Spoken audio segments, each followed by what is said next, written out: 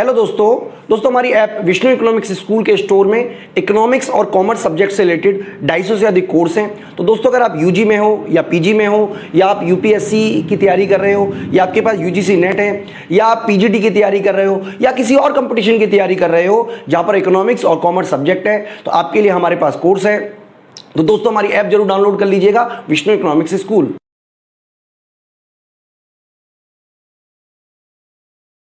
Hello everyone, welcome to today's session. I am Kajol and in this video we are going to discuss remedies for breach of contract. So if you are preparing for BCom Honors program, UGC NET Commerce or PGT Commerce, then you are watching the right video. So let's get started. तो अब यहाँ पे remedies for breach of contract में हम breach of contract किसको बोलते हैं कि अब यहाँ पर मान लेते हैं अगर दो कॉन्ट्रैक्टिंग पार्टीज़ हैं किसी भी एक कॉन्ट्रैक्ट के अंदर और उनमें से कोई एक पार्टी जो है, मान लेते हैं यहाँ पर दो कॉन्ट्रैक्टिंग पार्टीज़ हैं ए एंड बी, और यहाँ पर इनमें से कोई एक पार्टी जो है वो अपनी ऑब्लिगेशंस को फुलफ़िल नहीं करती है, तो इस केस में हम यहाँ पर बोलेंगे कि इस कॉन्ट्रैक्टिंग पार्टी ने मतलब ए ने यहाँ पर ब्रीच ऑफ कॉन्ट्रैक्ट किया है। तो अब यहाँ पर जो दूसरी कॉन्ट्रैक्टिंग पार्टी है जो है बी, तो अब बी के पास ऐसी कौन सी रेमेडीज़ अवेलेबल हैं जो उनका डैमेज हुआ है इस वजह से कि यहाँ पर ए ने जो है वो कॉन्ट्रैक्ट का ऑब्लिगेशन परफॉर्म नहीं किया है। तो ऐसी 5 रेमेडीज़ हैं जो बी के पास अवेलेबल हैं, तो हम इन्हीं रेमेडीज़ को वन बाय वन डिस्कस करेंगे। तो पहले यहाँ whenever there is breach of contract, the injured party becomes entitled to one or more of the remedies। मतलब जब भी कोई ऐसा breach of contract होता है, जब भी कोई कॉन्ट्रैक्टिंग पार्टी अपना जो ऑब्लिगेशन है वो कंप्लीट नहीं करती है, तो फिर उसमें जो दूसरी इंजर्ड पार्टी है, जैसे हमारे एग्जाम्पल में हमने देखा बी यहाँ पर इंजर्ड पार्टी थी, तो अब यहाँ पे बी जो है वो एंटाइटल्ड है कि वो एक या फिर एक से ज़्यादा रेमेडीज़ ले सकती है, रेमेडीज़ उसके पास अवेलेबल हैं। तो अब ऐसी कौन सी रेमेडीज़ हैं? Rescission of the contract, suit for damages, suit upon quantum meruit, suit for specific performance and suit for an injunction. तो अब यहाँ पे ये सूट फॉर स्पेसिफिक परफॉर्मेंस और सूट फॉर एन इंजंक्शन जो है, तो ये दोनों रेमेडीज़ जो हैं वो law is regulated by the specific relief act 1963। तो स्पेसिफिक रिलीफ एक्ट 1963 जो है वो इन दोनों रेमेडीज़ को कंटेन करता है, जिसमें सूट फॉर स्पेसिफिक परफॉर्मेंस है और सूट फॉर एन इंजंक्शन है।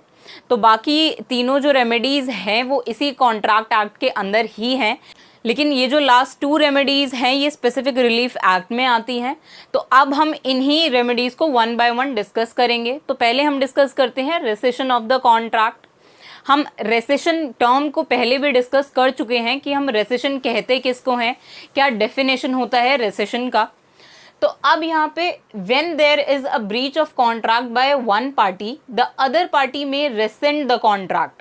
कि जब भी ऐसा कोई ब्रीच ऑफ कॉन्ट्रैक्ट करती है कोई एक कॉन्ट्रैक्टिंग पार्टी, तो दूसरी पार्टी के पास ये राइट होता है कि वो उस कॉन्ट्रैक्ट को रेसेंड करे, मतलब उसको परफॉर्म करने से मना कर दे। अब वो ऐसा क्यों करेगी? क्योंकि सारी टर्म्स एंड कंडीशन जो उस कॉन्ट्रैक्ट की हैं वो कंप्लीट नहीं हुई हैं। And need not perform his part of obligation under the contract and may sit quietly at home if he decides not to take any legal action against the guilty party।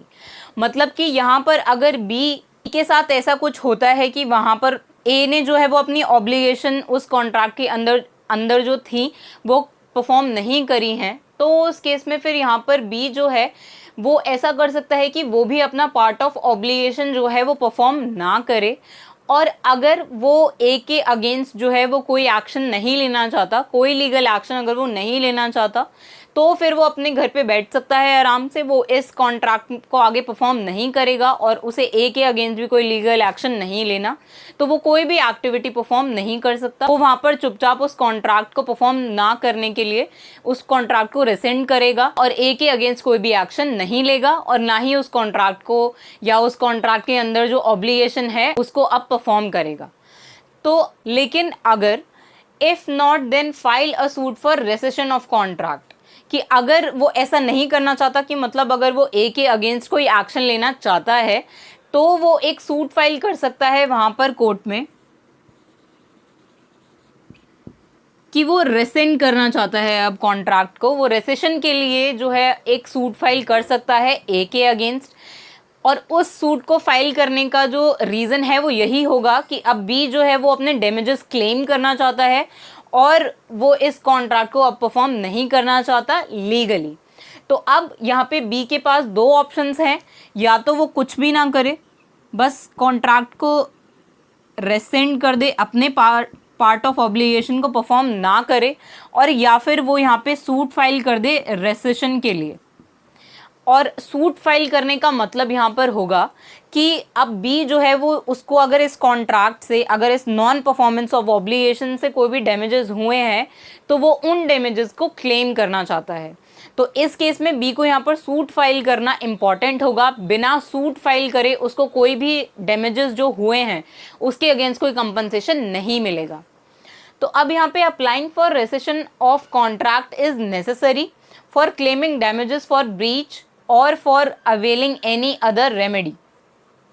कि मतलब यहाँ पर अगर B जो है वो अगर कोई रेमेडी चाहता है या डैमेजेस के अगेंस्ट कोई क्लेम करना चाहता है, कोई कॉम्पनसेशन लेना चाहता है, तो फिर उस केस में बी को यहाँ पे सूट फाइल करना पड़ेगा कोर्ट में। उसको ये दिखाना पड़ेगा कि जो ए है यहाँ पर जिसके साथ उसने कॉन्ट्रैक्ट किया था, उसने उस कॉन्ट्रैक्ट की कोई ऑब्लिगेशन जो है वो परफॉर्म नहीं करी,